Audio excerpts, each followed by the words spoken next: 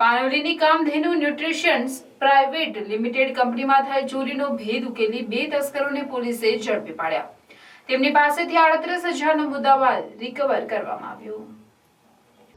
પાનોલી જીઆઈડીસીમાં આવેલી કામધેનુ ન્યુટ્રિશન કંપનીમાં તસ્કરોએ ત્રાટકી 2 લાખની ચોરી કરી હતી, જેના પગલે પોલીસ ફરિયાદ નોંધવામાં આવતા તપાસ હાથ ધરવામાં આવી હતી। પીએસઆઈ દેસાઈ અને તેમની ટીમે કંપનીની આસપાસના સીસીટીવી કેમેરાના આધારે તસ્કરોનું પગેરું મેળવ્યું હતું। તપાસ દરમિયાન ચોરીમાં કાપોદ્રાની ગ્રીન વેલી સોસાયટીમાં રહેતા 2 શકમંદો વિશે બાતમી મળી હતી। સોસાયટીમાં દરોડો પાડી મૂળ યુપીના દીપ કકુર ઉર્ફે વિકી સિંહ અને વીરુ ઉર્ફે ભૈરવ રાજપૂતને ઝડપી પાડ્યા હતા। તેમની પાસેથી 6 મોટર ક્રેસિંગ અને ફ્લેશ તેમજ સ્ક્રૂ મળી ₹38,000નો મુદ્દામાલ રિકવર કર્યો હતો। એમની વધુ તપાસ કરતા ચોરીના કારસામાં નૂર આલમ મનિહાર અને રાજેશ ઉર્ફે ગજ્જુ નામના 2 અન્ય સમૂહની પણ સંડોવણી પણ જણાઈ હતી। પોલીસે આ બંનેને વોન્ટેડ જાહેર કરી તેમને ઝડપી પાડવાના ચક્રો ગતિમાન કર્યા છે।